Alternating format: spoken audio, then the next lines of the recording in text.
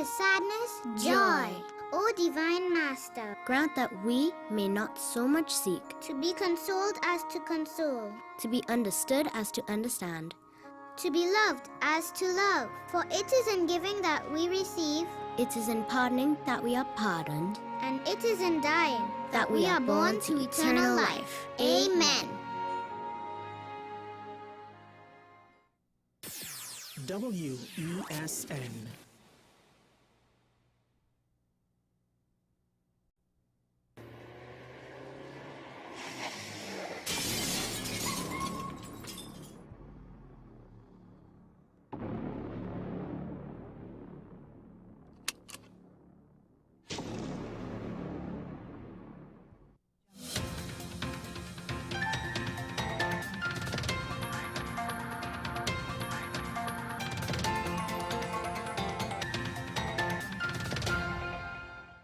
Here is your WESN News on the Hour. I'm Naomi McNish. Thanks for joining us. Here are the headlines. Man held with loaded gun, ammunition found in Claxton Bay.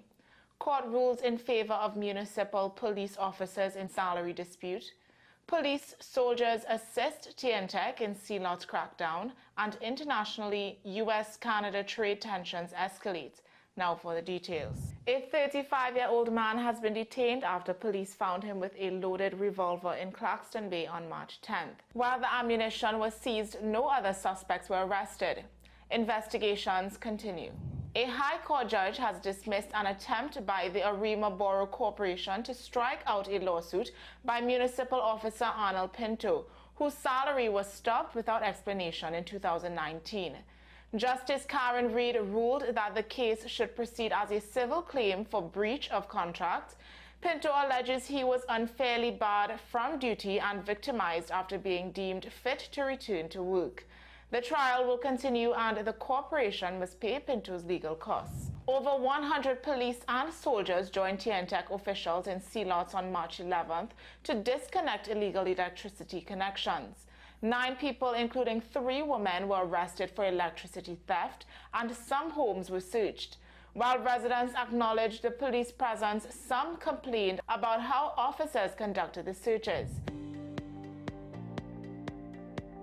Internationally, President Trump has doubled tariffs on Canadian steel and aluminum in response to Ontario's new 25% surcharge on US-bound electricity.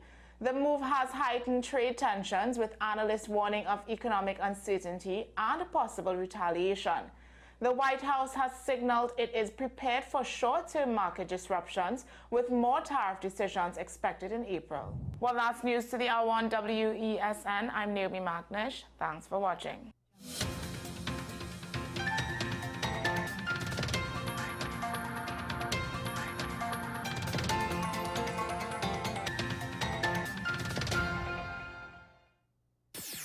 WESN.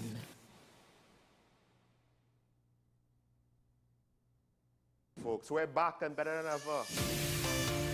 Your show have always appeared to be a show that is focused on going to the cause or looking to the cause. We hardly ever talk about the white-collar crime, though. We always talk about the ones that involve more as physical violence against individuals. The citizens will only measure transmission when water starts to flow through their taps. The Constitution doesn't talk about local election. Contract mafia that's responsible for looting the country, and they own and operate these politicians. So if you are running a country and you can't say nothing as a prime minister, please take up your bag and go. It is not comparative to the murder figures, but it is in fact very high.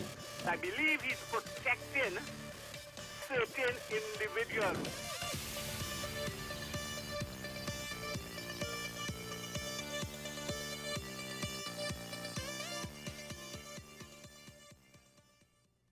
Passenger, I want to get a tattoo. You really respond to me. Respond to me how you would respond to me. The first question I'd ask is why. Controversial taboo topics. We get so consumed by church, we forget that we have to live the life of being a Christian outside of the Sunday. Like you say, services, yeah. we think going to a service makes us a Christian. Exactly. Yeah. Right. So here we are about to hear the second time Pastor J wanted to take a tattoo. Would have been late last year and early this year. Oh gosh. Hope Unfiltered podcast with Pastor Jay and Ren.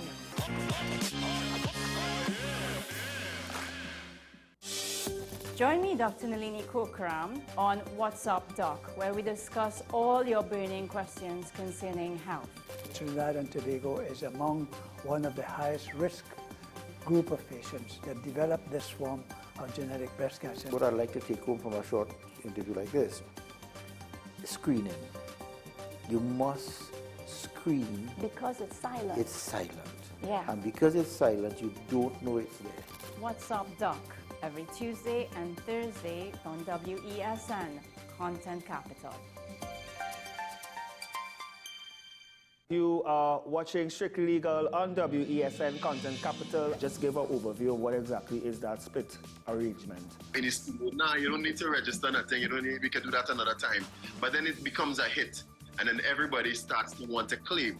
The laws that predate many of the independent countries' constitutions are going to be those colonial laws. We know there are an infinite amount of circumstances that would lead to a murder. I have a great idea and I have a great concept, but until it's actually expressed, it does not become intellectual property. Accomplishments or targets of a forensic accountant is to quantify what may have been lost. We believe we defend criminals and we manipulated the law and we exploited the system. A responsible journalist will reach out to the person who they have the information on for a comment.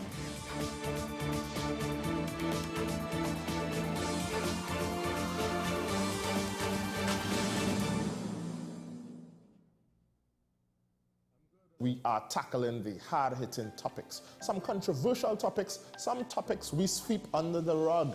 You don't always have to forgive in a relationship for it to move forward. If it is you are in a situation where you forgive the person, but to the detriment of yourself, what are you really doing? It is very uncommon for somebody in the younger age group to have dementia. Atheists don't not believe. Is that I can't disprove God, but you also can't prove God, so we kind of at a stalemate. We'll focus on the woman who's being the victim, right, or the man who's being the victim. We exclude the children. Folks are trying to study the underlying brain mechanism to figure out how does this particular disorder happen in the brain? How is the brain processing this? Don't worry about AI, worry about humans working with AI. Are you willing to learn new skills to stay relevant for the future job market? That's the challenge that people are going to struggle with.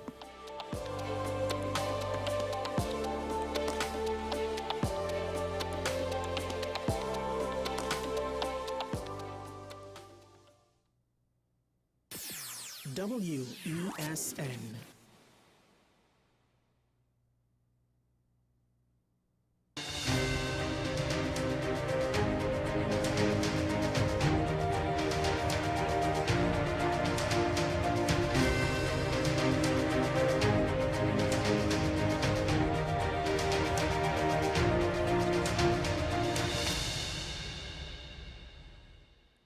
Good morning and welcome to AM Prime on WESN. I'm Naomi McNish.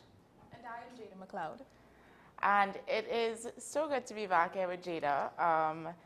Jada and I are back for just some time.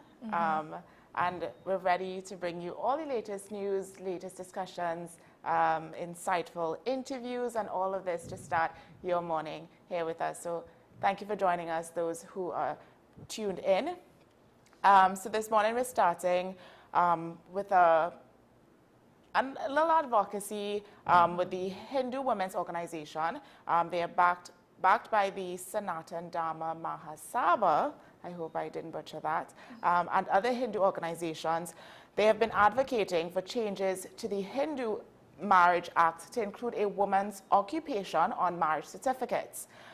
This move seeks to address what many see as an outdated and discriminatory omission that does not apply to Christian or secular marriages, with the Attorney General referring the matter to the Law Reform Commission for review.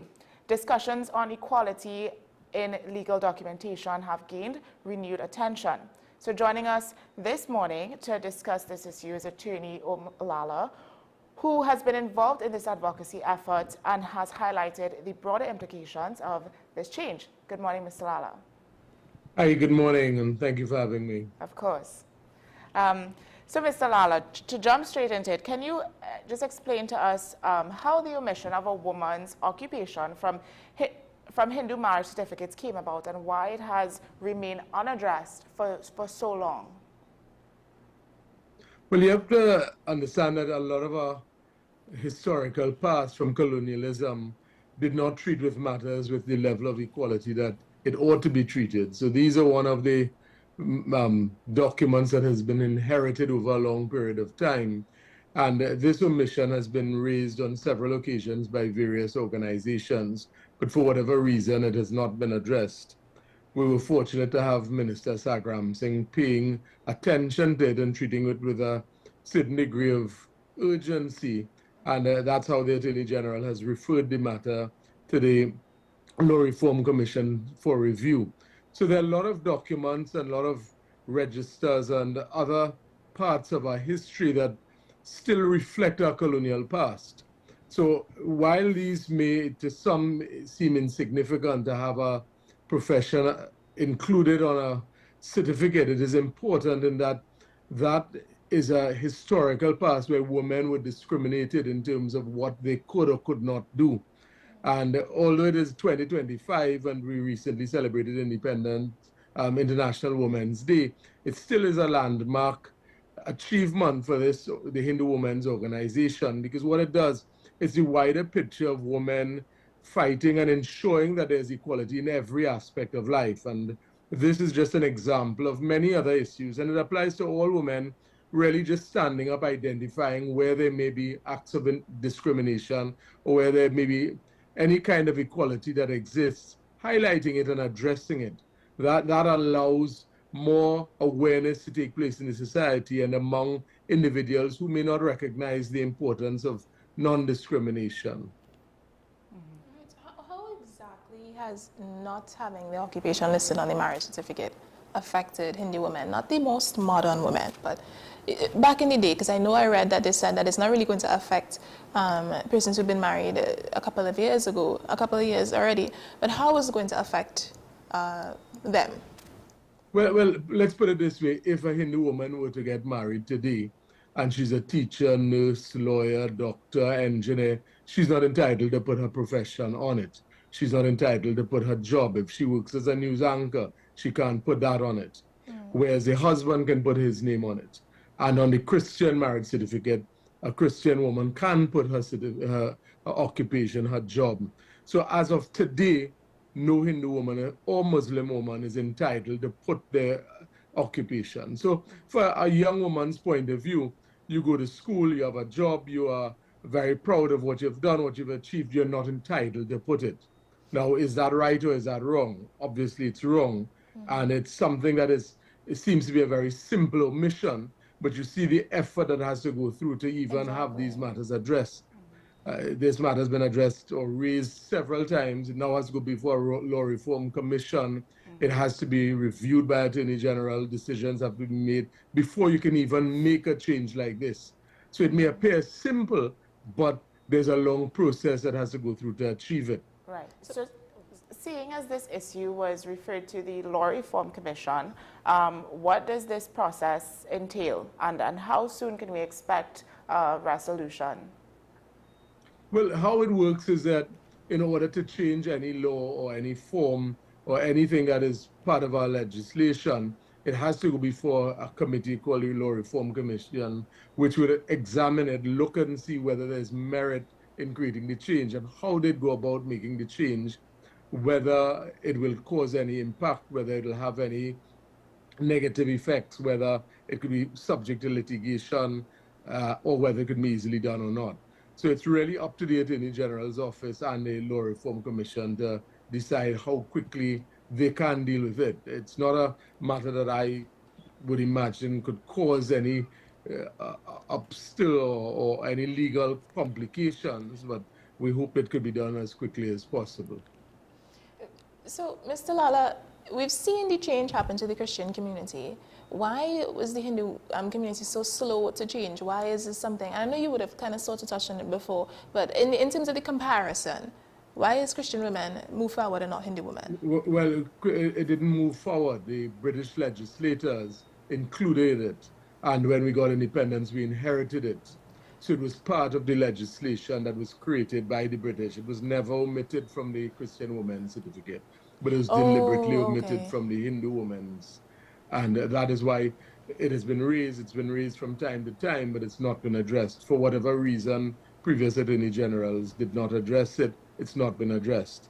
So fortunately, again, we're grateful that Minister Sagram Singh took the initiative to treat with us, to take a very proactive approach with it and address the matter. So again, it's all part of our history.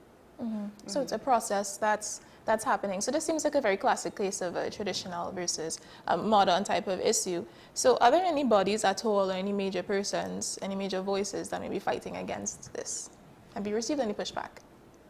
Well, no, we have not gotten any pushback. I think it's there was consultation with over 15 or close to 20 organizations in the Hindu community who all agreed and had full support of the move. So it's not a matter that I think could get any pushback. And I say it's a broader issue because it deals with women generally. Yes. There's still acts of discrimination against women in many different ways. And this is just one example. So it's symbolic in a very large part in terms of ensuring that there's always equality and that if something's identified, it's addressed and not left sleeping. All right. You would have mentioned litigation. Was it a surprise? Because I understand that this issue did not require litigation. So based on the SDMS's history of legal action in similar cases, was that a surprise to all of you? Well, I think the SDMS position was they are very keen to have this matter addressed. The lawyer, I think Kyle Taklal Singh, wrote in 2020, if I get it correct, raising the same issue and possibly threatening litigation. It may not have reached the courts, but it's all trying to seek the same result. If it can be done without confrontation, all the better. We see a lot of matters that are filed against the state that can easily be addressed, and very often it reaches all the way to the Privy Council, costs the states millions of dollars, when it could be very easily hashed out, addressed. People could sit around a table and negotiate or find resolution to matters, but we become very litigious, especially the state takes a position in a lot of their matters to fight regardless of what. And again, it costs time, it costs the taxpayers a lot of money when matters could be otherwise addressed. So this is, again, I don't see it as an issue where anybody could really raise complaint about it, because it only benefits not only Hindu women, but all women, that they feel that sense of equality. Yeah, well, this omission was also reported, well, it reportedly applies to Muslim marriages. Has any concerns been raised, if you know, by the Muslim community for this change with regard to them? I'm unaware of any concerns raised, and if it is, I mean, it would go through their lawyers, and they may, now that this is in the forefront, they may themselves raise the concerns and have it addressed. And I suspect the Law Reform Commission will take it into account also in reviewing the Muslim Marriage Act to see whether or not that form needs to be addressed and amended. Okay, so how does this very significant change set the stage for women's empowerment going forward, not just for Hindu women, but women in Trinidad and Tobago? Well, I mean, we've seen a history globally of women being discriminated, the discrimination becoming less and less as we become more advanced. But what it does, it reminds women that if there's an issue, it's important to stand up for the issue, however important or insignificant it may be, because it affects not only one but others. Yes. And it creates awareness that there must be equality of treatment of all individuals. So matters like this, it's a reminder that if there are wrongs being perpetrated in one way or another, whether it's in a workplace, whether it's employment, whether it's salary, whether it's sexual discrimination, it ought to be ventilated and addressed. Because if you're not vigilant, then just one person being discriminated is one person too much. Indeed, indeed. Mr. Lala, do you believe that this change could set a precedent for addressing other legal inequalities in Trinidad and Tobago? So not just with regard to women, but just inequalities on the whole, as it pertains to men, women, different religious backgrounds, different groups. Does that set a tone? It should, because if people are discriminated and they know there's recourse and they see there's recourse, it gives them the sense of hope that they can have it addressed. The worst thing is to be taken advantage of, discriminated or wrongly treated in whatever way, whether it's by the police, employers, by the state, and have no redress, and also think that there's no option available to you. So it is always making people aware that they have rights, they can address it, that the system will facilitate it being addressed, so that the goal should always be to maintain equality of treatment of all individuals, not necessarily by race, religion, but across the board and wherever. That's why you see a lot of matters being filed called constitutional motions before the court, where there's any kind of inequality taking place, our constitution allows you to seek redress of the court. So it's always being vigilant with these matters to ensure that our democracy works and that all individuals feel that sense of equality. Do you think that addressing legal inequalities, I mean, in Trinidad and Tobago, is that something that is common, or is it an easy process? So for the regular Jane and John watching the program this morning, you know, is it something that they can go forth and if they have issues that they would like addressed, is the issue addressing in Trinidad and Tobago simple? It is not completely simple, but it's available, and there are a lot of matters that are filed before the courts. There's Equal Opportunities Commission. A lot of people from top to bottom access the courts where there's discrimination, where there are acts against them. Very often people aren't aware of all their rights that are available. Yes. But certainly we are a country that's somewhat litigious, and the courts are very open and liberal in the way in which they treat with matters. So the important thing is to have access, to know that it exists, and also have a system that facilitates change. And we're lucky that we have a vibrant legal system that allows change to take place, and it's not that matters are just swept under the carpet and discrimination is allowed to be perpetrated. So that redounds to the benefit of all citizens of the country. Yes, I would agree with that as well. I wanted to ask, and this may be a bit blunt, so forgive me for that, but why do you in particular care? Why does it require a specific set of expertise?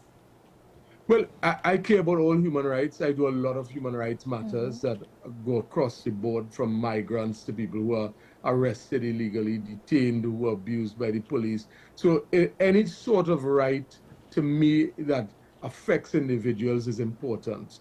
So throughout my career, I have done multiple cases involving either discrimination or human rights violations. And it is about identifying issues that need to be addressed and taking the bull by the horns and dealing with it.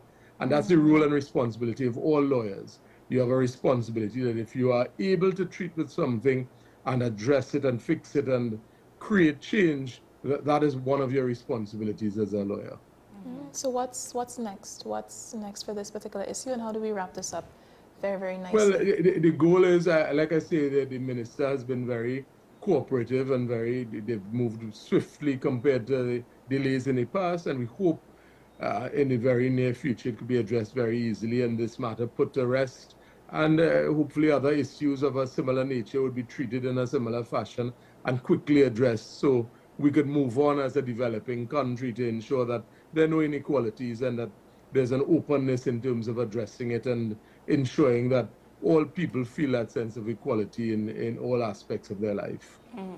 I think we just to reiterate, this issue, once implemented, it does not affect past marriages. So it's not to say Hindu women who have been married before, their marriage certificates will change. It will address future marriages to come, correct? Correct, because one of the difficulties is going retroactively becomes very complicated. So again, it can change from now or whenever the legislators change it moving forward. So all young people now will benefit. And at the end of the day, if you see something wrong, it's addressing it, fixing it, and moving on. Kicking it under the carpet is unacceptable. So that's what this addresses. We see something wrong, we identify it, we fix it, and we move on. Yes. Addressing it, fixing it, and moving on. Yeah. Well, Mr. Lala, thank you so much for joining us on the program this morning. We do have a better, clearer understanding of what is happening with the Hindu community at this current moment, and we wish you all the best moving forward, and that this issue is resolved, it's implemented, and the Hindu women, the Hindu community of Trinidad and Tobago is satisfied with the end result. Thank you very much for having me, and enjoy the rest of your day. You as well. Okay, so we're going to go on, take a quick break, and when we come back, we are going to carry on with our conversations this morning. So stay with us. We'll be right back.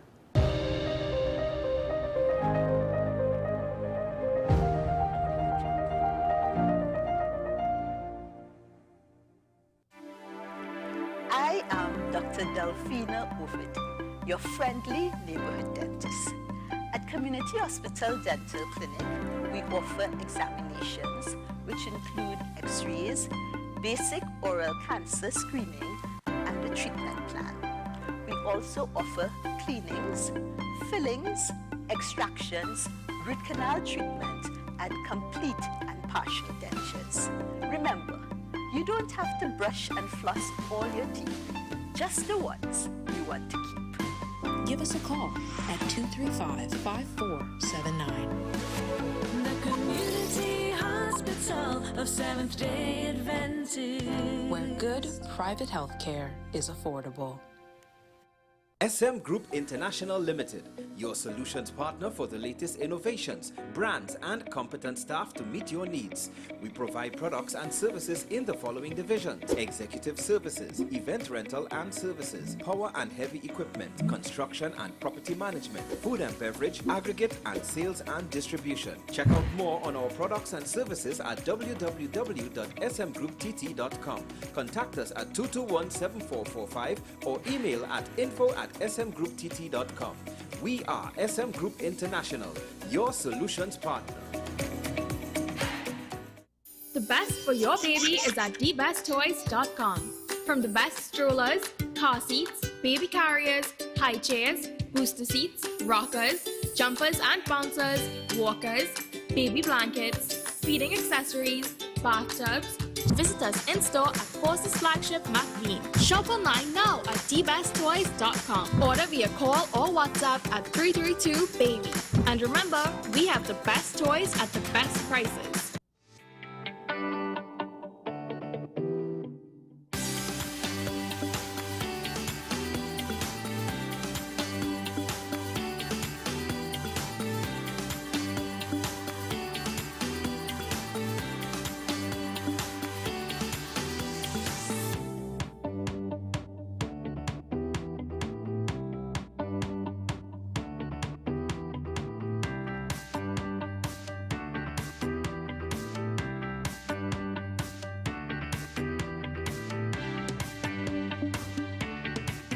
This is Face of Sports, WESN Content Capital. How you felt about the kiss on the lip? That's the business. I'm nothing to do with that. I find that was distasteful. The national senior team, whether you like it or not, that is the model for all other teams to follow. I'm assuming that the regional requirement may be a much stricter requirement. This is not about Pro League and Super League. This is a league run by the Normalization Committee that I'm responsible for. Nobody expected FIFA to fund this arrangement. If we don't get a professional attitude towards this, we are doomed for failure. You break the balance, trip the leg, control the body. They ain't gonna stand put forever. Why you want the Chiefs to lose so? Why you want the Chiefs to lose so? They already have two. Lamar don't Why? have. You're jealous because you know the Chiefs getting closer to the Patriots. Let's go to the last part. No, of the not no. Let's go to the last part.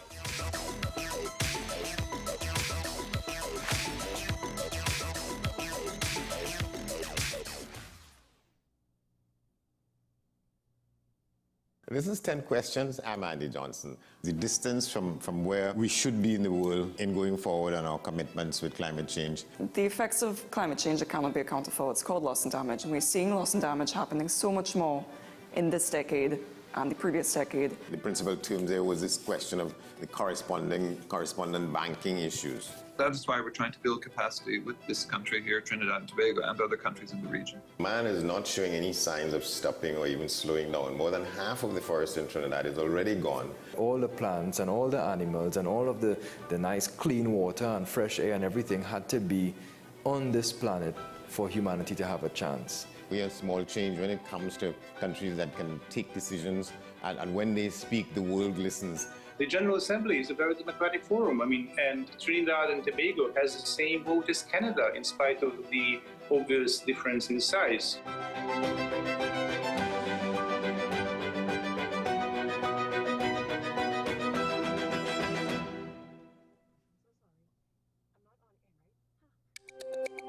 Every word, every line, every paragraph depicts a real moment in someone's life. A father, a sister, a mother, a brother. We at Newsday are dedicated to you, the people, and through independent, unwavering journalism, strive to always bring your stories to life. Because your stories are more than just words. Newsday, independent and credible.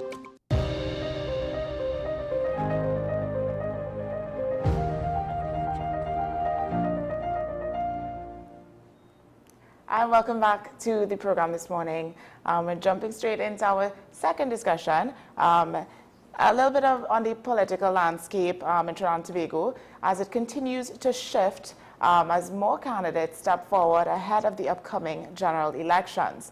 And among them is Ms. Marsha Walker, a former temporary opposition senator and ex-UNC member, who has now joined the National Transformation Alliance to contest the Digicel Martin West seat. Walker, who previously ran for local government elections in 2023 under the UNC, has made the bold move to align with the NTA, signaling what the party calls a growing movement for bold leadership and national progress. So joining us this morning is Ms. Marsha Walker to discuss her decision to contest Digicel Martin West, her vision for the constituency, and what she believes the NTA offers as an alternative to traditional party politics. Good morning, Ms. Walker. Good morning. Thank you so much for joining us.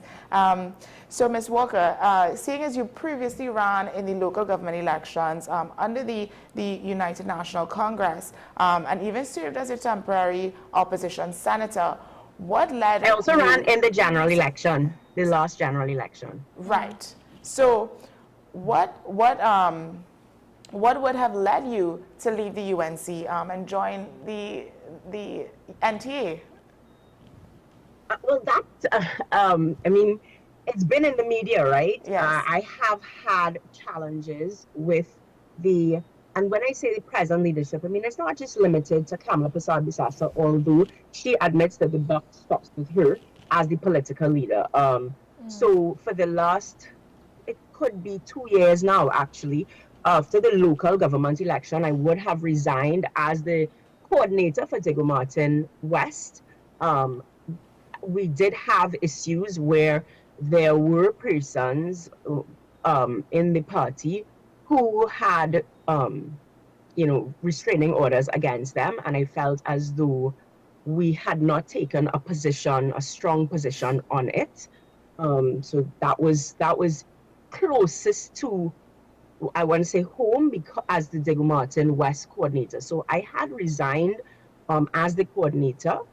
And that was, I mean, I think that's ventilated in the media quite a bit. I have spoken out, I mean, several times. I called on Mrs. Prasad-Bissassa to save her legacy, because I do think that whether it be age, whether it be other issues, I think she is being compromised at the moment. And, the Constitution of the United National Congress has not been respected. Right. That is something that, again, I spoke out a lot internally. And, now, well, not now. As I said, the issues with UNC has been well ventilated in the media over the last 2 years. The issue between myself and the UNC. I mean, I think very similar to senior counsel, Mr. Larry Lalla. We spoke out quite a bit, and we tried internal before finally offering resignation. Yeah. That move, your move to the NTA, I mean, that aligns with a trend of political shifts and realignments, because we see that happening quite often currently, people, politicians switching and shifting and going to different parties. So it's not new, but do you think that this kind of signals a change in the political landscape for Trinidad and Tobago? Honestly, it's not new. And it's not new internationally. It's not new in the Westminster system. In fact, many of the persons that you look to, throughout history, they have changed political alliances because for them and for me, and I can speak for those historically, because, it's sort of like 2020 vision, what they were about. But for me in particular, the political party cannot become bigger than the country. We cannot have more allegiance to the political party than to our country. I want to say red, white, and black. Somebody's going to say red is PNM. No, red is Trinidad and Tobago. Yeah. And so red, white, and black must always be priority. It cannot be, party over country. It must be country over party. And that is what that's what governs. So, you use the word bold leadership, fearless, and I think that that's what it comes down to. People talk about constitutional reform all the time. We talk about proportional representation. For me, there's this old prayer, give me the wisdom to know the difference, to accept the things I cannot change and whatnot. Yeah. The Constitution is not something that I personally can change. Can we lobby for it? Can we wish? I think people have been wishing for constitutional change since the day after independence. What we can do, though, is one, elect 41 good candidates. Forget, the party, look at the different people. So, for example, why the NTA? Well, Gary Griffith has several track records. One track record for me that is very important is his ability and his willingness and his boldness to speak up. So he is prepared to be fired for speaking up. And that's what we need. I say to people, we must be prepared to serve well, serve hard, and then go home. This way of holding on no matter what. So you're silent because you want a seat. You're silent because you don't want to get kicked out. You're silent because your ambitions have taken over, or even at the risk of your saying, well, you don't want to put the party into disrepute. So you're sitting down like it's a cult, and the only thing needed for evil to prevail is for good people to do nothing, to say nothing, and to just allow it. And I think that is what the NTA brings. We are people who are not afraid to switch sides. I remember when Nicole Dyer Griffith, she was in the leadership race for COP. And I think if she had been the political leader of COP, we would not have needed NTA. COP might have been the new second party. COP might have been, the opposition today, So I think that's what you need. I think you need persons who are not so attached to their political party that the party becomes bigger than the country, and saving the parties or saving face for the party becomes bigger than doing what's right and doing the ethical thing. Yeah, but hasn't that always worked in terms of certain parties sitting down and just kind of, not putting the party into disrepute? Your approach, the NTA's approach, is to, as I say, be loud, be bold. Isn't that something that people are going to look at as, you should probably tone it down a bit? We're not accustomed to that. How do you see yourself having some sort of victory with this particular stance that you're taking? I'm on the ground, and what I can tell you is there is no UNC victory, and people are certainly absolutely fed up of PNM. What you can see is trends. There are clear trends. In 2010, we had something like 69%, closer to 68 point whatever percent voter turnout. That dropped in 2015 to 60-something%. Then in 2020, it was 50-something%, 58% or whatnot. Local government elections, even though local government elections sees a lower turnout than general elections, comparing local to local, it was the lowest voter turnout in the history of Trinidad and Tobago. So what we know is that the citizens are fed up. They do not want the brand of politics. It's a different generation. That's, whether we like it or not, we are a different generation. We are not the generation where we're going to vote based on tribalism, based on some misplaced loyalty for somebody that we do not know, for a story that, quite frankly, is not true. And that's a story. That's a whole other conversation where a lot of our local history has been rewritten. We are a generation where information is at hand. Yes. So you can't just tell us something at the dinner table and we buy into it because we have nothing else. TTT is not the only form of information. We can research, we can fact check. I can't go back and know about Albert Gomes without ever having met him.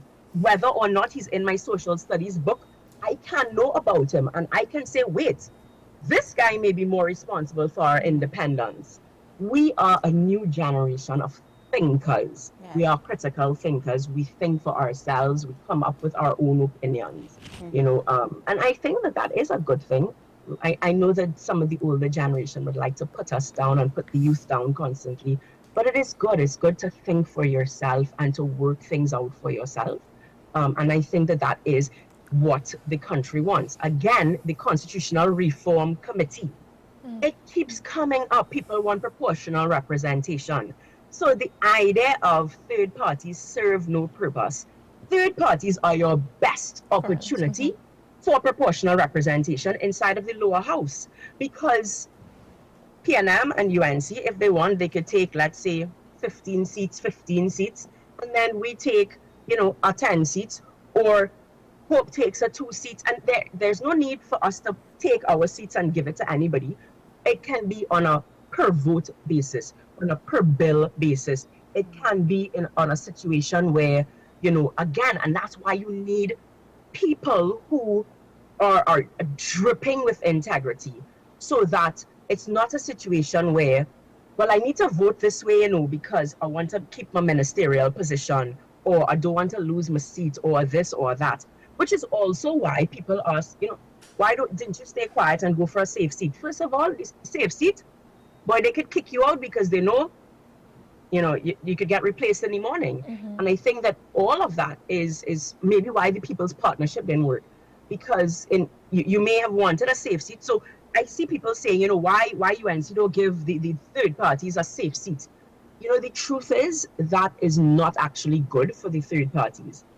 What we need are seats, as I say, that can act as an independent senator, the same way an independent senator can kind of sift through and say, well, I hear what the opposition is saying, I hear what the government is saying, but I think here's a middle ground, or, they're not blinded, or they're not even, if we look at the Westminster system where, you have to toe the party line, then that, I'm not going to fall as part of that, So there is that space for an independent MP, as you were.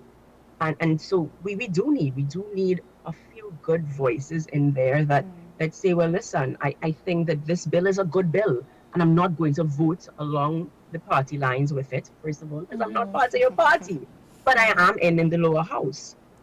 So there is a space there. Politics needs to mature, it needs to grow. And the truth is, again, if you look at history, let's go back to slavery. I always ask people, if slavery were in your hands, if the determination of, whether slavery was to be abolished or not, if that fight was in your hands, would we still be slaves today? Or would you have that personality, would you have that fight to do what it takes to take a lashing and come again?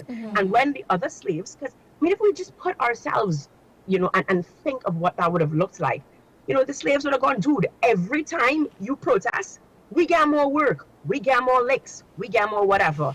Could you just put your head down, stay quiet, life good, You know, it ain't perfect, but it's good. Had that been the mentality, and that is what that's the one thing that I think this generation of Trinidadians and Tobagonians do not remember. We just finished celebrating Carnival. People died for that freedom. Yeah. So we put on our beads and we think, yeah, land of the free. Somebody died for that freedom. Yeah. Blood was shed for that freedom. We are at a space where we are fighting for the soul of our nation. And I'm sorry, but what you need is big and bold to step and say, no, we will not let our country turn into Venezuela or turn into Haiti or somewhere where you turn back and, you know, migrants, you know, persons who migrated 20 years, 30 years ago look back and say, what happened to Trinidad? So, Ms. Walker, what are the specific issues that you would have for the constituency of Digger Martin? How would you treat with it differently? As you know, Keith Christopher Rowley, Prime Minister, has historically held that constituency. How are you any different? Well, I'm very different in that I grew up there. I did not grow up in Tobago. That's where I'm very different. I would not have been gifted a PNM safe seat. That is where I'm very different. So somebody like PNM, you are given the seat, and it's kind of like you feel as though it's a sure seat into the lower house. I could have gotten a marginal seat. Again, I could have stayed in UNC and gotten a safe seat. I was born and bred in Digger Martin. My husband was born and bred in Digger Martin. I can walk Snake Lane in La Puerta. I don't know if some other people even know where that is. And that is where I am different. I also think that where I am very different, and this is where I do think I am the perfect candidate for Digger Martin West in particular. Digger Martin West is almost like two different countries in a very small space. You can go to Big Yard, and then you can go to Bayshore, and it is two different countries, and they're walking distance from each other. So one person, Goodwood, not Goodwood Park, Goodwood Gardens, right? They struggle in particular with a flooding issue. Big Yard doesn't struggle with a flooding issue there on the hill, right? What they struggle with is no water in the taps up the hill, right? What they struggle with is the fact that even on a good day, no one cleans their garbage because you have, well, first of all, the bins are placed in the wrong spot. You know, then the garbage, it certainly just isn't sufficient because you have somewhat 300 homes on one street, you know, and then you know the main garbage is up the hill. So those at the bottom of the hill do not feel safe. If we remember, a few years ago, there was a shootout in Big Yard, very close to where the bin is, and a little girl lost her life. I mean, her blood ran down my family home's drain.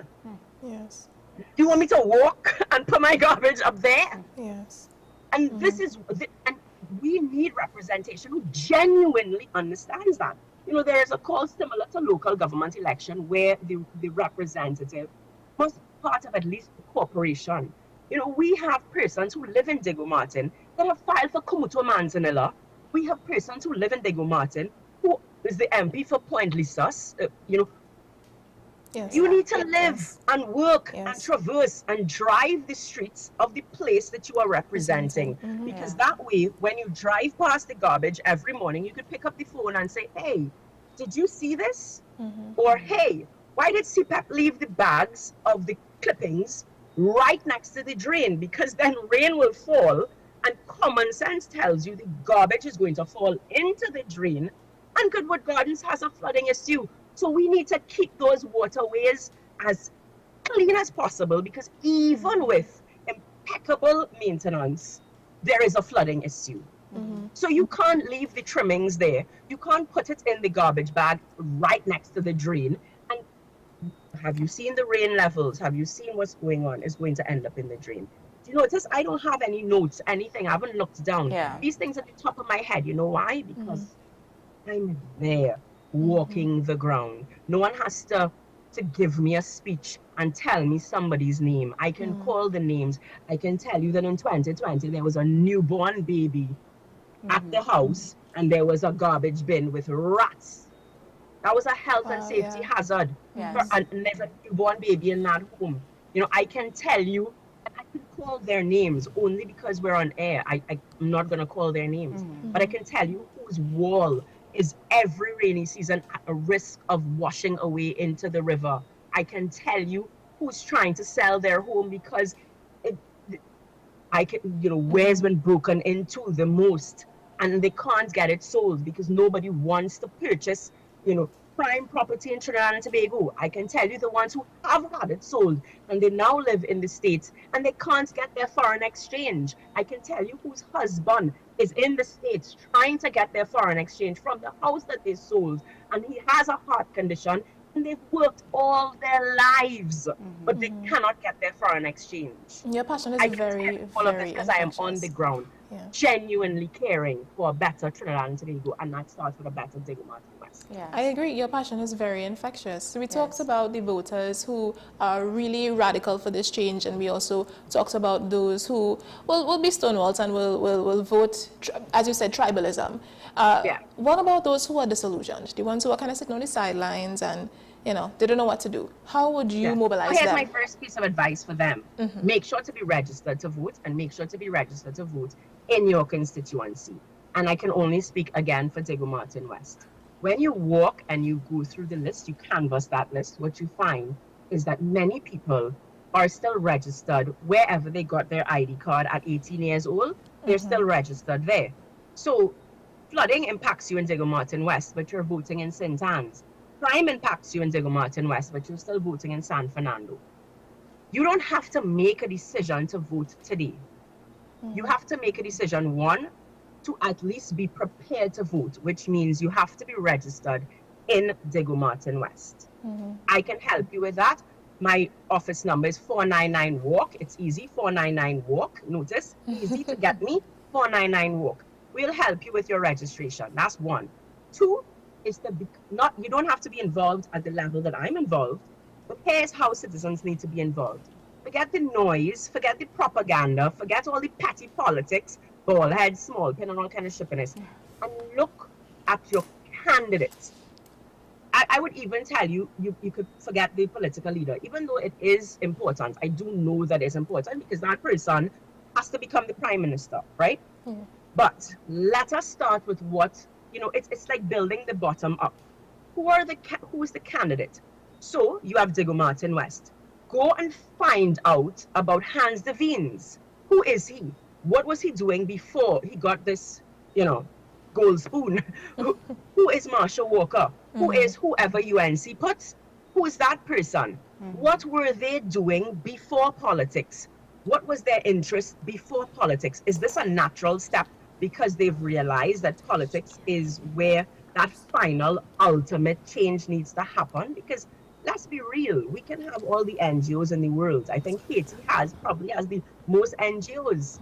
A country that isn't working, what they need are NGOs. A country whose politicians are dripping with integrity, they don't need NGOs because the government will know their place, they will know when not to overstep, how to work, how to do policies that truly serve the people. So I think that that's what citizens need to do. Forget all the noise and go and meet with your representative. If you cannot get through to your candidate during general elections, then you think you're going to get through to them after they've won? I will also, and I want you to be fair to your candidate. It is impossible for your candidate to meet 30,000 people walking. Most times you don't come out of the house, or you're not home, or whatever. It is far easier for 30,000 people to get in contact with 499-WALK than for us to think, to be fair, that I can hunt you down, find you, and have a conversation with you. 499-WALK, have a conversation, ask hard questions, So speaking of specific journeys, how has your particular journey prepared you for a role in politics? I tell this story all the time. I wrote a children's book. So before politics, I was an advocate for conscientious parenting. So I had a parenting television show on, another channel, a column and everything. And I'd written a children's book where I told the true story of some people like Keyshawn Walcott. Because again, you know, a lot of times people see the end results. They don't see all the hard work and stuff before. I wanted to tell that story in a children-friendly manner. And so I went to schools from Guayari to Laventille, reading the stories, and I guess that put me front and center with the condition of our education system, the physical infrastructure, the condition. And I mean, I remember going into Laventille Girls Primary School, and the bathroom is facing the playground. So you open it into the playground, and the bathroom has no lights. So the girls cannot close in the door. You know, I mean, they can't close in a door that faces into the playground, and the light is blown, the bulb is blown. You know, and that's just like, so you're just hoping that your friend is kind and keeps the door closed, you know, and it's a light bulb. Then you go upstairs and there's like a massive hole in the floor, and you could just, and you know, it's a game. We throw things down to the next class, you know, because we don't need to walk down the step. We could just, you know, like a bucket brigade. And you know, and then, so that led into different camps and stuff. And one day an 8-year-old girl came up to me and said, I was raped. Our law suggests that, you know, if you say that to me, I have to take it seriously. I have to make a report. And I said to her, she was afraid of the repercussions of making the report and whatnot, or apparently the report was made, and you know, and she was going through a lot. And I said, I will not leave you alone. I will be here with you. I will walk you through this process. And I sat on many committees. I advocated, you know, domestic abuse. I've left my house at midnight with persons calling, and you know, we jump in the car and we go and rescue a mother who is, you know, being abused. Again, you sit on committees. I've been in I remember years ago, Faris Al-Rawi at the time would have been the Attorney General, and you know, giving suggestions for how we could change and improve the Domestic Violence Act. And more I realized that this is where the real change happens. I could fight and walk and fight and walk, and I'm just hitting a brick wall, because judges are governed by the law, and if the law has a loophole, then you know, or if the law doesn't accommodate for it, or you know, all these different things. And you know, the final buck of change, you know, that final space is politics, is the policy makers. You know, those persons who go inside of Parliament must be willing to debate, and debate with an open mind, and debate with maturity, and debate with an end result of, this is the best legislation to take our country forward. It's not, well, I'm opposing for opposing's sake, or I'm bringing something that I think that's going to just win a vote. It must be from a space of persons who are on the ground, who are not in an ivy tower somewhere. You know, because sometimes we kind of think, who made this policy? And they're made by people in a suit and tie, and you know, no problem, I'm going to wear a suit this evening as well for our rally. But you know, they're made by persons who don't seem to be on the ground, who do not seem to remember what they went through. Because, you know, I would say Keith Rowley didn't come, he wasn't born rich. He was not born in Goodwood Park. And you kind of think, have you forgotten what life is like? You know, yeah, I completely understand. I think we actually have to come to an end. Right now we have run out of time. We do appreciate you coming on to share with us, not only your story, but everything that you shared with us. Your passion is very infectious, and I do appreciate it. So, well, that's the point, right? Let's infect some people to come out and vote. We definitely did have a lot more questions for you, but we do have to come to an end. But I mean, for future reference, we would love to invite you back onto the program and continue this conversation. And you can WhatsApp the questions, you know, somehow. Figure it out. Sure. But thank you again for joining us this morning. We do hope you enjoy the rest of your day, and all the best. 7 p.m. we're at NTA headquarters. The movement for change has begun. Assembly, 7 p.m. 7 p.m. today. Yes. Great. And if you need I hope you guys are going to be there. It's not a party thing, you know. Come in red, white, and black. You know. Where is this located? At the corner of Mount Lambert Circular and Eastern Main Road. So I mean, if you just kind of drive just after Arangwa's there's a basketball court. Just around Carib Brewery. Just head towards there, and then you'll see. You know, and it's in the car park, so you'll see Maxis, you'll see all the commotion, and you'll know, oh, this is the rally march I was talking about. Nice. Thank you so much for that. We do have to take a quick break, and we will be right back. It's Wednesday, so you all know what that means. Stay with us.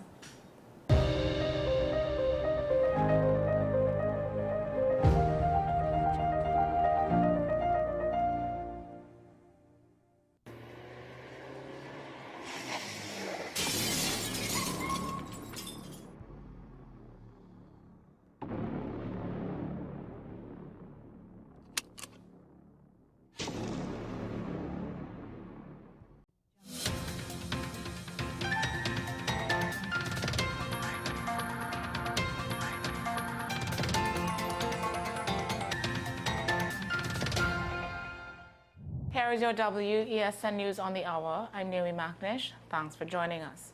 Here are the headlines. Man held with loaded gun, ammunition found in Claxton Bay. Court rules in favor of municipal police officers in salary dispute. Police soldiers assist TNTech in CLOT's crackdown. And internationally, US-Canada trade tensions escalate.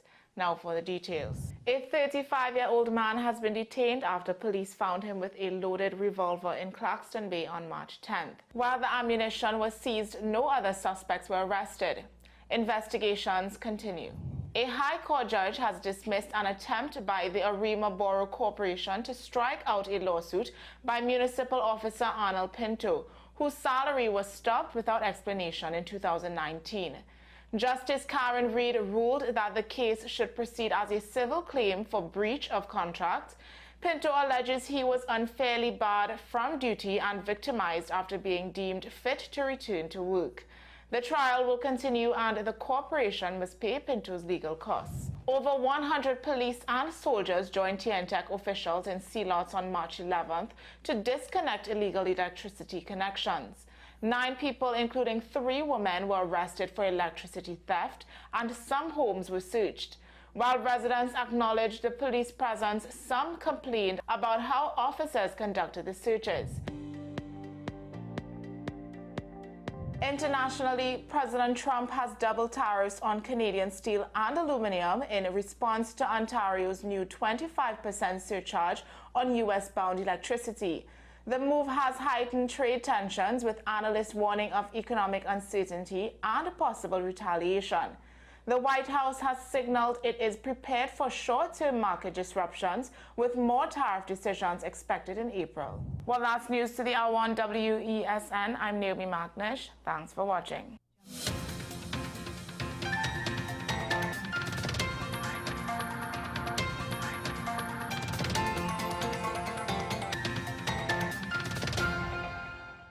We are tackling the hard-hitting topics, some controversial topics, some topics we sweep under the rug. You don't always have to forgive in a relationship for it to move forward. If it is you are in a situation where you forgive the person, but to the detriment of yourself, what are you really doing?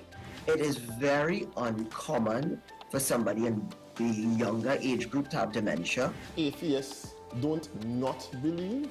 Is that I can't disprove God, but you also can't prove God. So we cannot a stalemate. You'll focus on the woman who's been the victim, right, or the man who's been the victim. We exclude the children. Folks are trying to study the underlying brain mechanism to figure out how does this particular disorder happen in the brain? How is the brain processing this? Don't worry about AI. Worry about humans working with AI. Are you willing to learn new skills to stay relevant for the future job market? That's the challenge that people are going to struggle with.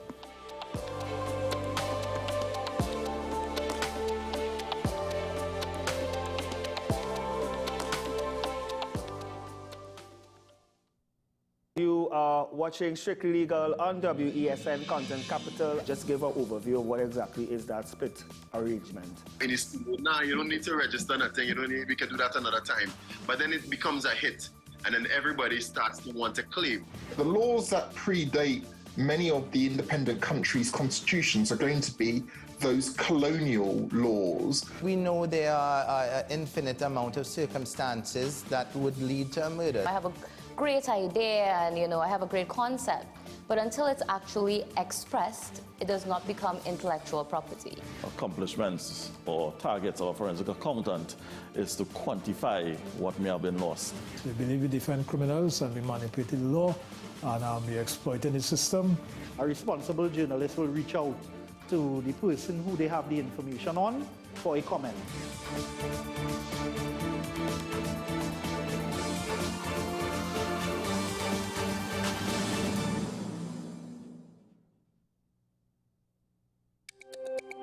Every word, every line, every paragraph depicts a real moment in someone's life. A father, a sister, a mother, a brother.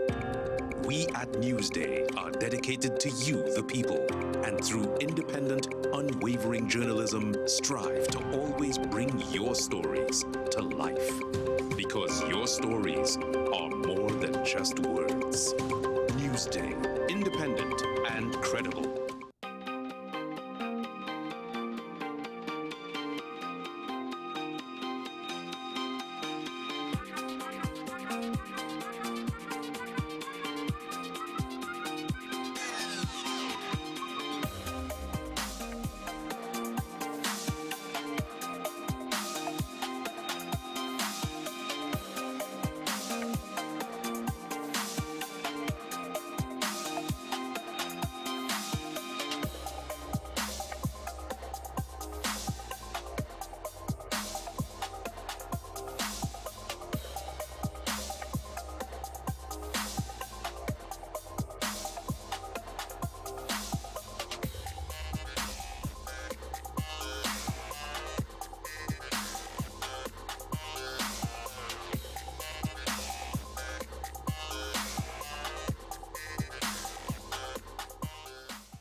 Between the Bank and the Gutter, a novel about street dwellers in Port of Spain.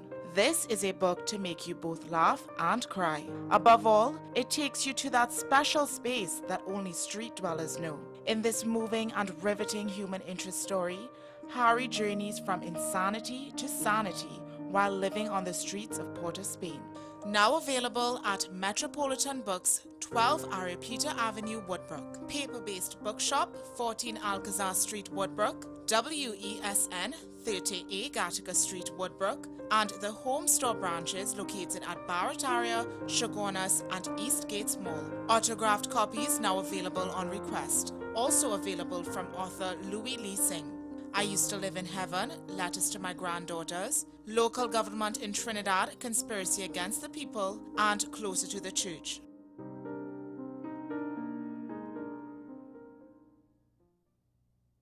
Pastor J, I want to get a tattoo. You really respond wanna- to me. respond Respond to to me you? how you would respond to me. The first question I'll ask is why? Controversial taboo topics. We get so consumed by church, we forget that we have to live the life of being a Christian outside of the Sunday. Like you say, services. we think going to a service makes us a Christian. Exactly. Yeah. Right. So here we are about to hear the second time Pastor J wanted to take a tattoo.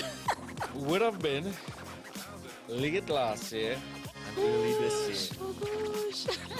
Hope Unfiltered podcast with Pastor J and Ren.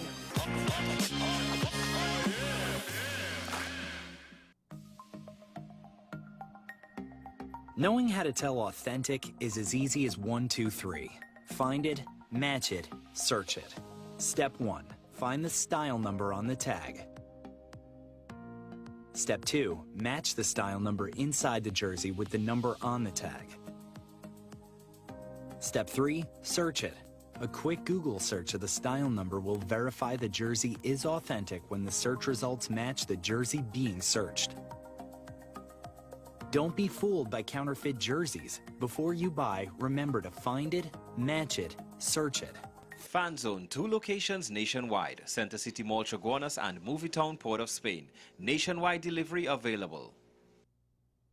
Do you need treatment for obesity or any related abdominal procedures?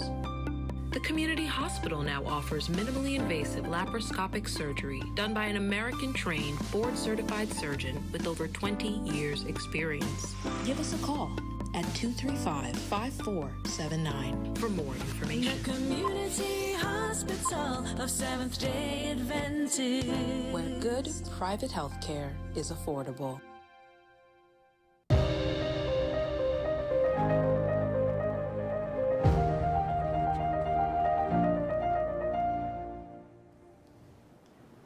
and welcome back to AM Prime. It's Wednesday, so Wild Wednesday. our viewers know exactly what's happening this morning. We have Mr. Ricardo Mead joining us on the program today for Wild Wednesday. Mr. Mead, welcome. Good morning, good morning, good morning. Thank you very much for having me. Thank you to all our listeners, viewers, followers, supporters out there. And not because it's after Carnival, you have to be so Lantern. You know, you can still get a little wild. It's Wild Wednesday. Let's get a little excited. Let's get some blood pumping here. Let's, you know, I got breakfast. I brought breakfast for the ladies. Yeah. No, thank you. I'm fasting. Fasting. You're fasting? I'm dieting. No, but this is vegetarian. I'm dieting. So, Mr. Mead, straight into it, what animal do we have with us this morning? Well, we have two animals. We have lots in here, and then we have another animal in the little secret box over there. But let's deal with these lovely critters right here. So I'm just going to literally put it out there. Okay.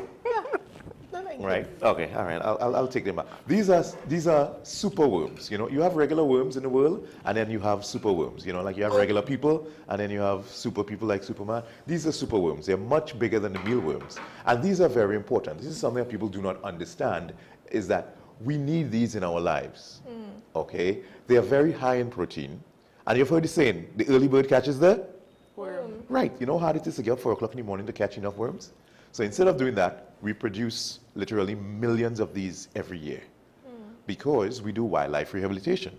And at any moment, notice my phone could go off and somebody can say, hi, good morning. I got your number on Google. I just found a kiss kitty in my backyard. It seems to be a little baby that fell from the nest. Oh, I don't know where it came from. So one of the most appropriate food would be the worms. So am I going to go now in my backyard and dig for worms? Literally a kiss kitty who could eat about 100, 150 a day? No, so we have to be prepared. And sometimes now it's baby season. We don't really have an official baby season in Trinidad, but at this time of the year, lots of animals are producing young, lots of birds. So you have kiss kitties, cornbirds, cacique, mockingbirds, tanagers. We can have in one time 20-something birds that needs worms. So when you say produce worms, what do you mean by that? It sounds like you're creating these worms in a lab. Yes, correct. We have a factory. Okay. At home, because I have it at home because the amount of care that it needs and the time that it needs the care. We have a factory. We have colonies, probably about 25 colonies with their parents. Their parents are beetles, actually. Oh. The truth is, these aren't actually worms. These are caterpillars or larvae. So they're not worms. Yes. Worms are worms. They're born worms. They grow worms. They stay worms. These are larvae. So you know the stages of an insect, right? Egg. You all right over there? Would you like to try one of these? They're actually cuddly, eh? Right? So yeah, it has 6 legs, just like they are caterpillars, right? So egg, larva, then pupa, and then adult. The adult is a beetle. So we use the adult, the beetles, we put them together, they do their thing, they lay thousands of eggs, they hatch, we feed them a variety of food, wheat bran, dog chow, carrots, lettuce. They eat great. They eat. That's why they taste so good. You sure you don't want to try one? I'm so All good. right. Would you be trying one today? I think I'll have to consult with management. I don't have a problem with these. I consult, you know, but we have to make sure that it is appropriate for a viewing audience out there. You know, we do not want to traumatize anyone, you know, but if anyone does want to try super worm, you know, we do have them and we do sell them. We have lots of them. Okay, so we produce them literally by the millions each year to be able to facilitate so many animals without realizing insectivores or insects comprise a part of their diet. From our anteater friends that eat hundreds per day, even squirrels, crab-eating raccoons, a lot of the birds, the egrets, and all those birds you see. There's so many animals that depend on insects. Yes. It's an important part of our ecosystem, whether we like it or not. It's just a part of it, and it's a part of that food chain. And they also break down so many things. Okay. The amazing thing about these creatures here, I try to always put them in a metal container because they can, you ready for this? Eat plastic. Wow. Wow, yeah. Plastic. Wow. And break it down to be safe. Also styrofoam. Right. So put that in context. We have a problem with plastics and styrofoam. If we produce enough of these, we may have a way of ridding them. Else we wait for 500 years till Mother Nature takes care of it naturally. Yes. So there's so much potential. So it's what you've seen is not just a worm. It's possibly our future. How big can these, I mean, their parents are beetles. Yeah. So are they gonna, I mean, they would eventually turn into a beetle? Yeah, they'll pupate just the same way a caterpillar pupates, you know, and then it metamorphosizes. How long do they stay in at that stage? It depends on their diet. Okay. So if there's a lot of food available, they will continue eating and growing to the biggest that they can grow. But if there is a shortage of food or water, they would literally accelerate the rate at which they will go into the chrysalis or pupa stage and then turn into an adult. So it's basically saying, look, I'm not going to survive much longer in this stage. I need to change and fly away. Right. And it's pretty smart on the insects. It's about survival. Remember, these guys have been around long before us, Yeah. and they've proven that long after we're gone, these guys are going to be still there jamming. So who's the smart ones here? Them. See, the way you're holding them is very interesting. It's almost, you're just picking them up. They're just going about their daily work. And Remember, these are my babies. You know, I reproduce these. I live with these guys, you know. you're just holding them. Yeah. Would Let you like me to try? find out from our guys behind the scene. Is it okay for Mr. Mead to eat one of these worms? What we do that in another episode when we're dealing with these specifically, and that way we'll have people literally tuned in to see the consumption of mealworms and superworms. Okay. Right? We'll do that. We'll make that, you know, we don't want anybody to really miss out on the opportunity. So we will say, you know, this is going to happen. Because also, what many people don't realize, within the next 10 years, a greater percentage of our human diet is going to be insects. It's already expanding. And the reason for this is that these are higher protein than any of our normal protein sources. So it's more meat than meat, as you can say. And to produce it is extremely sustainable. So the stuff that you would throw away, your cabbage, your lettuce, your potato peels, they would consume that and you get good meat. As opposed to right now, the ratio of food to get a pound of protein is extremely high. Yes. And that's unsustainable, Yes. while this is sustainable. I mean, but how bad does it have to get for us to... Thanks, laughing at you. I don't think I could fathom even, I could barely look at what's in the tin. I cannot open my mouth and put that in and chew and... All I have to say with regards to that is that, have you ever had sushi? Yes. 15 years ago, Oh, that was an impossible concept in Trinidad because that's raw fish and Yeah. octopus and eel and squid. Oh, we can't eat that. Now, KFC has taken a back seat and the way to a girl's heart is sushi. It's the way to my heart. I'll You I'll see? give that. So she wouldn't eat these, but give her a piece of raw squid and she is there for you. I mean, if you cook that, because I assume you can cook it. Yes. Yeah, maybe. But not while it's... This fry dry or this with as a jira, as cutters, has to be amazing. I mean, I like my food as raw and natural as possible, but, you know, jira makes everything better. Sure, it does make everything better. You You're know. going to need to char that for me to eat it, though. Any way you want it. You grill them on both sides with a nice sauce, you know. Put it on the side with some nice fava beans, you know, lovely. So does our friend, our guys behind the scenes said we could put it in a burger patty. And Yes. that's double the protein because a burger patty already has so much protein. Yeah. This is amazing stuff, and it's the future because now you can do it sustainable. That is going to be the key word. It's not just a word to be bandied about.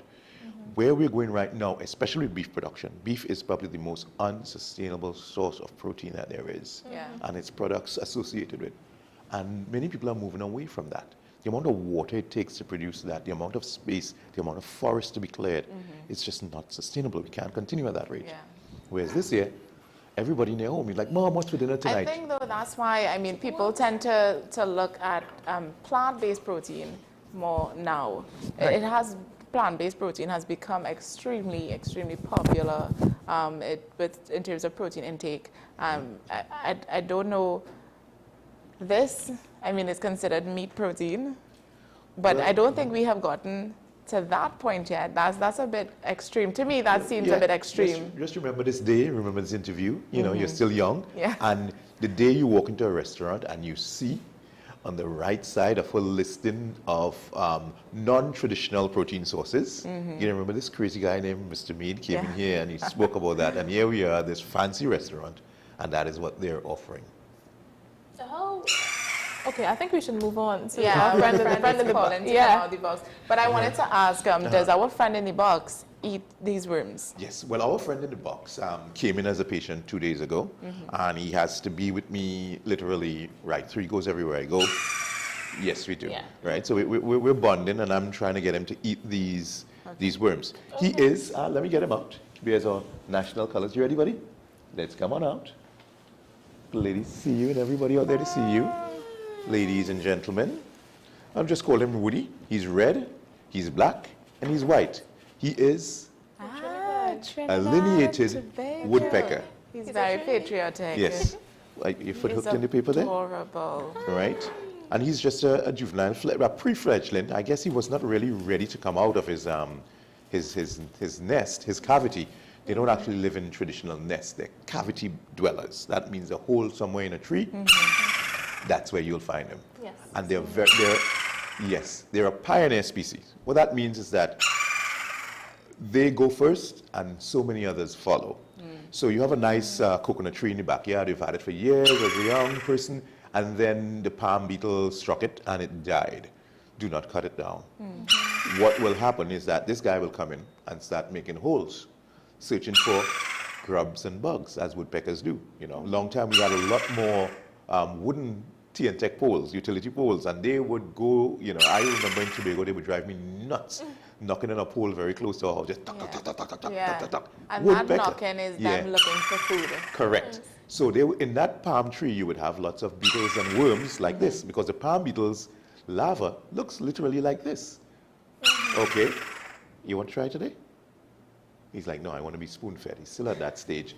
And so he would make a hole first for food, and then they would expand that hole for a nesting cavity. So the first animal to nest in that dead coconut tree or palm tree would be the woodpecker. After 6 or 8 weeks, they fledge and they move on. Then a parrot comes by. Hey, look at this nice, cool hole. He would use that now to nest. Then after 2 months, they would move on with their offspring. Then comes a tropical screech owl. They would use that also, and then they would move on. Then a toucan comes, uses it also, and moves on. So in a year, and it goes on until it gets to the stage of macaws. What the macaws would do is we expand the hole so that their big bodies can fit in there and their tails and stuff like that. But what he started as the pioneer species, at least 6 other species of animals would have used that as their nesting area or nesting cavity over the course of many years. And that coconut tree, if not cut or burnt, would go down slowly. So it can last as long as 10, probably even 15 years nesting. So 6 species over 15 years. See how many babies would have been produced. That is why these guys are key. They started. The other animals can't do that. He starts it. That's how important he is, based on his activity. Yeah. True pioneer. Yeah. I like that. So what is, I mean, how does he, I know his beak is very important to his lifestyle. What are some of the other uses apart from pecking at the tree? Do they use the beak as well for defense against other animals, to protect themselves? Well, they can, but their main thing would be literally to get away. Right. Okay, so I've seen a video where they tried to go to a hole and there was a snake in there, and they just, took off. He wasn't going to stand there and batter the snake to death. He took off, he flew away. And science is still trying to understand this bird. This bird can knock its beak attached to its head and its little body into wood at a tremendous velocity and with tremendous power. How can it do that and not basically shatter its little brain and physically hurt himself? It's just amazing. So somewhere in there, they're still trying to understand the way its body absorbs that shock. Right? So just imagine just punch into a wall. You're going to feel it. So imagine him, and not only does he just hit into the wood, he literally shreds it to make a hole. And if you know these old utility poles, they're very, very hard. A coconut tree getting into it, it's a little easier, but they get in. So how does that do that repeatedly like that and not harm their brain, their spine? It's just amazing. So they're still studying. There are many theories about the tongue wrapping around, creating a sort of cushioning effect. Nobody's exactly sure yet. But one day it will be figured out, and then maybe that can be applied now. There's something called biomimicry, where our engineering science mimics or imitates things that they've seen in the natural world. So airplanes use birds' features to create less drag, faster speeds, less noise to make you more comfortable. Biomimicry, they mimic what the animals do with our physical environment. They use the physics that way. So when they figure out how he can really absorb those blows, imagine how that sort of technology being used in a car. Yes. Where you can get in an accident and you can literally walk out of it instead of your body being slammed and crushed and maimed inside. So there's so much that can be learned with regards to wildlife and what we can do with that knowledge. But we have to acquire it. And if we destroy it, we're not going to get that opportunity at all. Of course. How many different species of woodpecker are there? And how many are from here in Trinidad and Tobago? Trinidad, I believe we have about 5. Right. We normally encounter 2, this one and the olive, there's an olive woodpecker. We normally encounter about 2 of them, but I believe there are about 5 of them. Some of them are a little more rare. And there's some birds that are sort of imitation sort of woodpeckers, you know, the wood creepers, they sort of hop along the tree the same way. So this bird is quite comfortable this way. Right. Okay. Because that's how he'd be on a tree. Yes. Right? So his legs are sort of oriented that way. You put him to walk and so on like that, it's going to be a whole different kettle of fish. They really can't walk. It's just like hummingbirds. Hummingbirds can't walk. He could have hops around and he just uses his wings, but hummingbirds don't have ankles and knees. They have little straight legs. So they hover. And I guess that's, you know, you can say, okay, he can't walk, so he's disabled. Oh no, a hummingbird is definitely differently able. So I can't use my feet. What do? They use their wings. Only bird that can reverse. They can reverse upside down. They can fly in any direction that they want and any orientation they want. And that is just absolutely amazing. Yeah. So when how his head just is able to turn almost 360. Yeah, they're powerful that way. That's them trying to spot for predators and so on. And then also, let me teach you guys a little something here. If your eyes are in front, you're a predator. All right? So anytime you're thinking about going fully vegan, stand in front of the mirror, look where your eyes are and say, oh, I'm a predator. That's very okay? If the eyes are on the side, you're usually a prey. Yeah. Because you have to literally have better vision to spot for. The only spot that they won't see is a little, about 30 degrees right behind their head. So when now, that's to sort of even it out. So a predator, say an owl is going after this bird, the owl's eyes are in front. Predator, he has to focus, he has to see, he has binocular vision. He has 320 vision. Okay, so it's just that small space, 40 degrees that he can't see. For the owl to be successful in grabbing him, he has to come into that exact 20, 40 degrees there. So that's how Mother Nature sort of evens it out. It's not like you can get everything. And only 20% of the time would a good hunter be successful. Think about that. If every time you say you're hungry, you can only get food once every 5 times. That's how it goes. So it's tough out there in Mother Nature. That's why it's a survival of the fittest. And that's why she has planned it to make sure that the best survive so they can continue. With humans, it's a little different. It used to be that way a long time, but it's different because we have more things towards equity and giving people an opportunity. It's no longer the survival. We can think.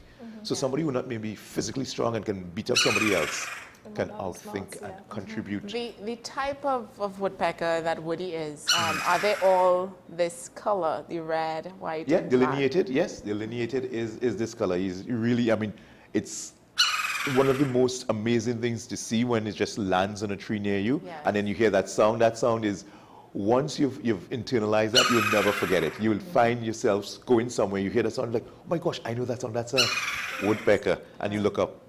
Is it that he's anxious right now? Because he was making that sound even in the box, and now, is he okay? He wants his food. Oh, but he doesn't want to eat he still has a little challenge going for it like this. So he's not hungry now. He's like, okay, maybe if you crush it up and stick it down my throat, I'll eat it. But I'm trying to keep him as hungry as possible so that he will go for it whole. So the first stage is literally feeding him like this. And once he starts going for it like this, I would put like an apple in there, piece of apple in there, and the worms will bite into the apple and go in there and hide. And then take that and introduce him to that. And he was like, there are worms in there. And he's going to peck at it the same way he would. And then we go with something a little harder. and he would go in that also, and then he'll be ready to start feeding himself really by pecking wood. He has to learn to peck wood. He's going to learn that food is not going to come to you like this. That's not going to happen in the wild. We're not creating a pet. We don't want this animal to like us or anything like that. Once he starts pecking away, he's not going to like humans. Yeah. And we have a great instance. We have rehabbed at least 6 or 7 of them. But our most amazing rehab story, we are in Central, and there is one, well, Freeport. We rescued one in Philippines, down south. And we brought it up. Parents couldn't be found, nest area couldn't be found. And we started feeding it. First, the horrors like this of getting it to eat whole. Then it ate whole, and then the apple, and then the wood. And then we started putting them outside for them to get sun, get accustomed to changing times and temperatures and so on. And a pair of same lineated woodpeckers came to him each day and started feeding him through the cage. They did that 4 or 5 times a day for 5 days. And on day 6, we opened the cage and he flew off with them. Wow. They adopted him. That's how smart his call. That's his call, the parent call there. Okay, call mom, dad, you know, anybody around, sort of thing, they're around food. Yeah. So they responded to that and they started feeding him. So we stood there and just said, oh my God, no, it's not attacking. And they're just hopping around the cage and putting their beak in, and he was eating. They were feeding him. And that is just, it's just amazing. That's the best end result ever. Because we always wonder, oh my gosh, okay, so we did this and we let him go. Imagine we let him go without them. You know, every night you wonder, I wonder how he's doing out there. I wonder if he made it. I wonder if an owl got him. I wonder if some stupid human tried to shoot him or something like that. But going with the parents, you know there's that extra layer of protection and care, that parental love that he's going to get. And it's just absolutely thrilling. Oh, that's different. That one is different. Yes, they have, yep. That is the normal big boy call. Yeah, I think I've heard that one before. It sounds really familiar. But you mentioned the hunting. Are these birds commonly hunted for? And are there any, you know, legalities when it comes to... Right. All animals in Trinidad and Tobago wildlife are protected. Right. All. Okay, so people say, I didn't know this, I can do this. All are protected. Let everyone know that. What you do have is, through the Conservation of Wildlife Act, you are allowed to take or hunt certain species. And to do that, you need a permit. So if your permit says lizard and deer, you can't go hunting something else. Yeah. You're breaking the law. You're no longer hunting, you're poaching. None of these birds are allowed to be taken. There is barely anything on this bird. If this bird weighs 55 grams, it's probably heavy on a wet day. So what are you going to get from this? Okay, so there is absolutely no need to injure, harm, capture, or alter the life of such an animal. So you're just being wicked. Yeah. Yes. And we have gotten them shot. We've had this year, it's a flurry of shootings from flamingos, different types of hawks, owls. People are just shooting animals from a side. Have gun, trigger happy, will shoot. Because many of people who have guns don't actually even hunt. So they have to shoot something. So they're just shooting birds. Imagine shooting a kiskadee. Why would you shoot a kiskadee? It's just wickedness. Yeah, the apathy towards our environment is maddening. But it's what we have to deal with. So at no point in time should this animal be caught, injured, shot, and well, of course, dare I say, consumed. And had a big blow up on Facebook because someone was selling snake meat. There is nowhere in the legal framework in our country is that possible. It's not allowed. Snakes are protected. You're allowed to protect yourself by killing the 4 species of venomous snakes we have in Trinidad on your property. So that means, and this goes out to the hiking groups, you cannot go into the forest, people. You cannot go out there, find these animals in their homes and kill them. That is home invasion, right there. Going into their homes and killing them, doing what they're doing naturally. They don't come after you. Our 4 species of venomous snakes are very, very reclusive. Oh, sorry, you got this wrapped on your foot there. Sorry, hold on there. Let's get that off. Nice. Off. Right, they're very reclusive. They don't want to be seen by people. They're usually nocturnal. So many times when you do encounter them, it's because they were disturbed. And you need to understand there are more and more people going into the bushes claiming to be hiking and I just call them polluters. Most of them are polluters because they leave trails of garbage behind. They chop vegetation that is not necessary. Why are you going off the trail and cutting bush? Okay, you don't even know what it is you're cutting.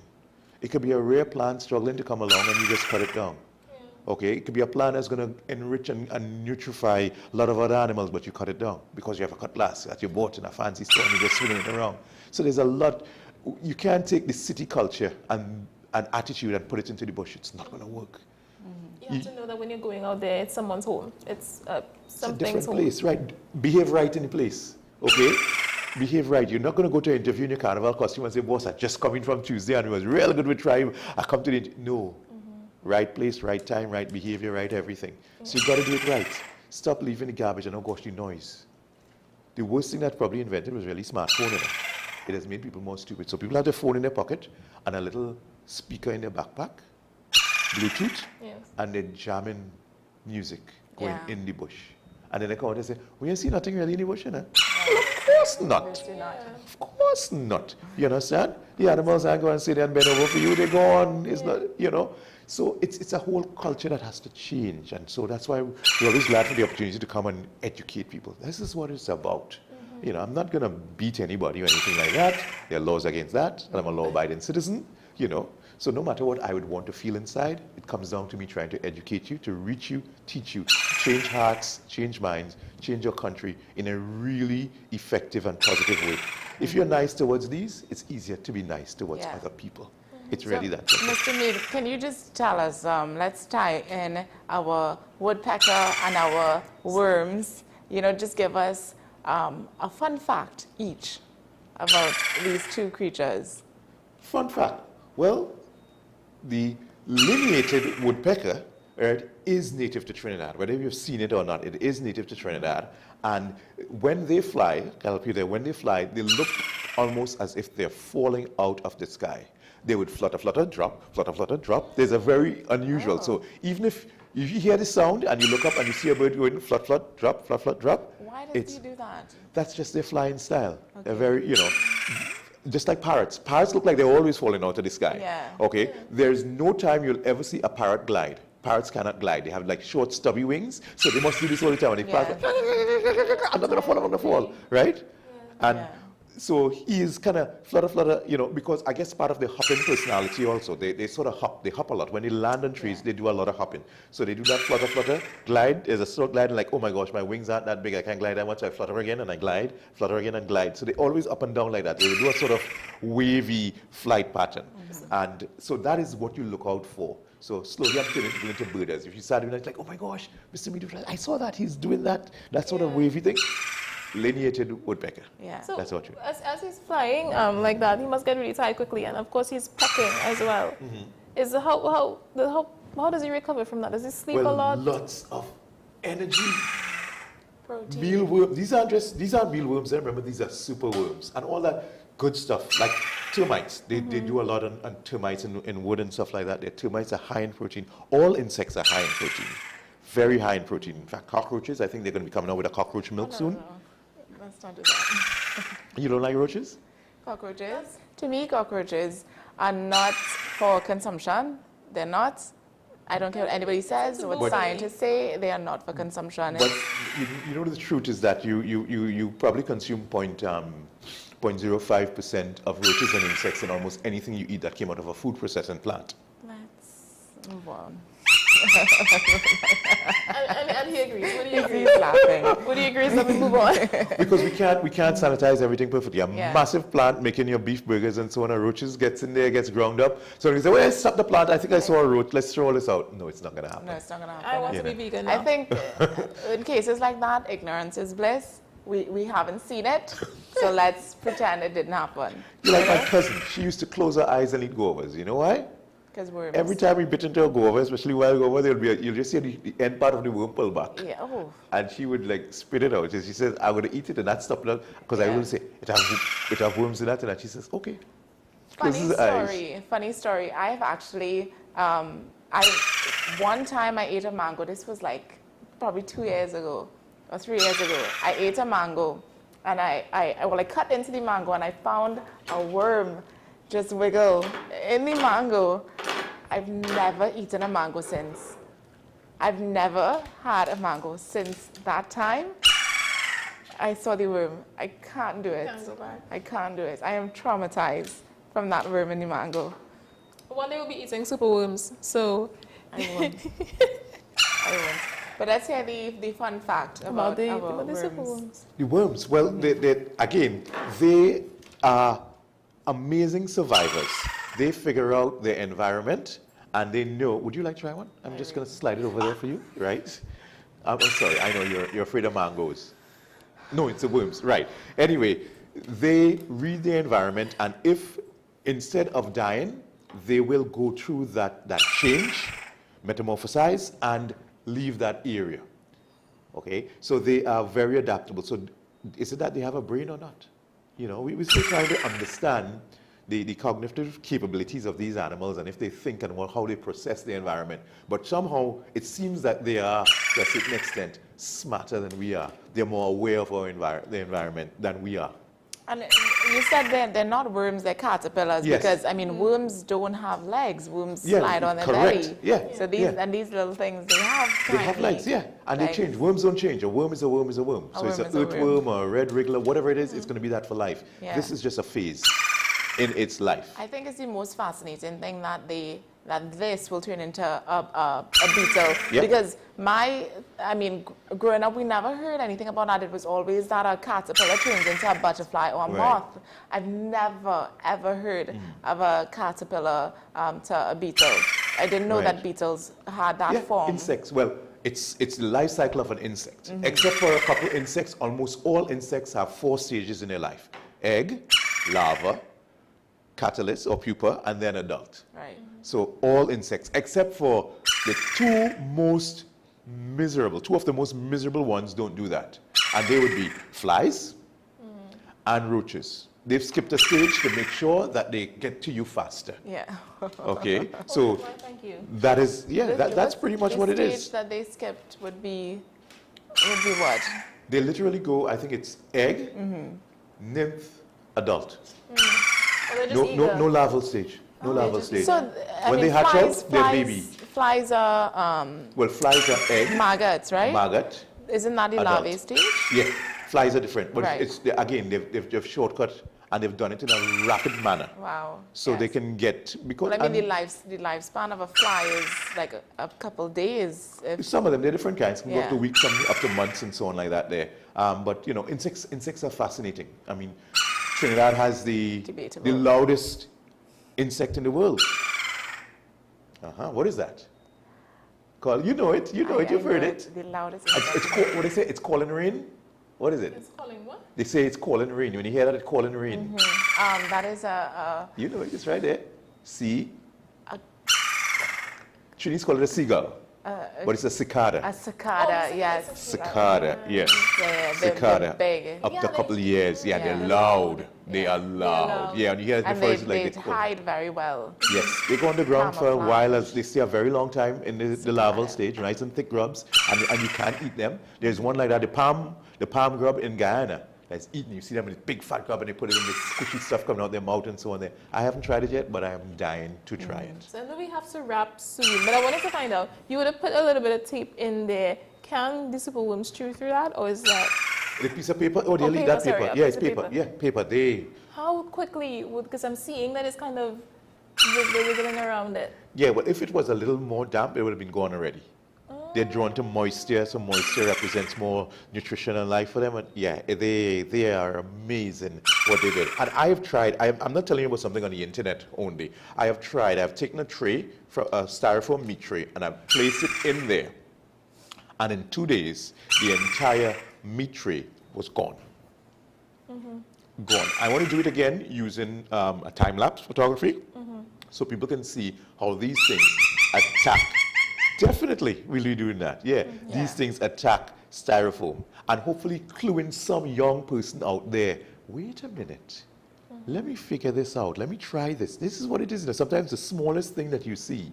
Okay, think of how Velcro works. Okay, and somebody who probably came up with that, seeing the buds and stuck to your clothes and stuff like that. So sometimes the smallest thing gets those minds triggering.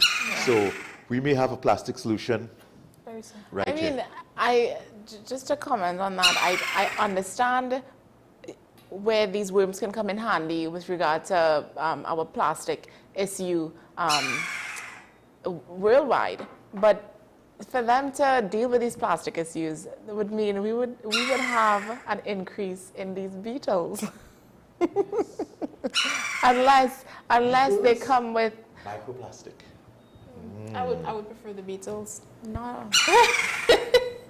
I mean, I can't think then, the amount of plastic that we use daily and the amount of plastic waste that there is. I mean, we would need millions, probably trillions of these things to deal with the plastic issue. And that to me seems not impractical. Yeah. Well, you have to look at the system, the whole system. You all produce plastic. We can't seem to have enough ways to reduce human plastic consumption and use. So then you collect them, you have a station. So imagine, and they would take up much less space than a dump and all that sort of stuff. You take your plastics there, they deal with it, and then afterwards you have to do something with them. You know what they become after that? Animal food. Animal food. All safe, they're tested and so on, animal food. Right? So right now, sources of animal food, to get protein in animal food would be fish, other animal byproducts. So it's expensive and smelly and stuff like that there. Whereas with this here, no smells, no problems. Yeah. So it's a whole chain. It doesn't stop there. It goes on to something else. So like right now, black soldier fly, that's something that's now beginning to blow up in Trinidad. That's the future for us here in feeding animals. And I have done it before on a small scale, and it is just really the most amazing thing. And for people who don't know what that is, long time those of us who had something called the outdoor toilet, aka latrine. And if you ever had to go the displeasure of going there in the night with your flambeau, your flashlight, your little silver flashlight, you just press the button and you shine down inside there, it would, you would have died. You would have just died and fallen into that pit if you had to do that. Because if you're afraid of these cute little cuddly worms here, and you look down in that pit and you see billions of black soldier fly larvae just moving like that. Look at her face. Oh my gosh, all right. I was born in the rat generation. In the rat generation? Yeah. But that, people thought those were maggots. They're not maggots. They're black soldier fly larvae. And they are strange because one of the few insect-type things that's high in calcium. Because insects don't have an exoskeleton. Calcium is usually lacking and you have to add that. But they have noted that they're high in calcium. So it's almost a perfect food. So you're raising chickens organically and stuff, that is the food for them. And then you would get some amazing eggs from those creatures. So the future is in insects. Remember there's what, 50 gazillion insects on the face of the earth, right? They said about 2 billion insects per person. That's very interesting. Right, of all different kinds. Yes. And we're still discovering some right here in Trinidad. Eh? We still have things that we can find. I think that's a really good point to end on. I think we actually have to wrap, unfortunately. Bye, Woody. No, this conversation was very enlightening and educational. So it was, I think somebody should definitely, jump on that, the worms, the caterpillars, and the plastic, and find some way to incorporate that to deal with the plastic issues that we have, not just in Trinidad but worldwide. Because I think it would be very helpful. Yeah. But Woody's adorable. I am still amazed at his color and him being native to Trinidad and Tobago. Yeah. Yeah, like he has a shakunia on his head. Yes. He was made to be Trini. Well, that will bring us to the end of Wild Wednesday this morning, as well as the program. I do hope that you enjoyed our program this morning. Jade and I definitely enjoyed being back here, and we will see you again tomorrow. Thank you, Mr. Mead, for joining us this morning. Thank you for having us as usual. And we will be back next week Wednesday with another animal. So we do hope you enjoy the rest of your day, and as be always, safe, as always. Today's a good day to have a good day. Yes. Bye.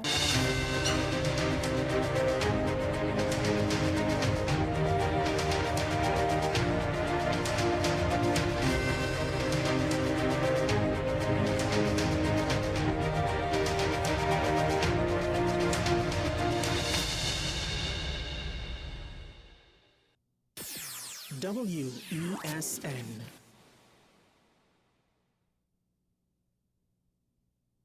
My name is Dr. Stephen Carroll, the CEO at Community Hospital of Seventh-day Adventist, and we are committed to making good private health care affordable.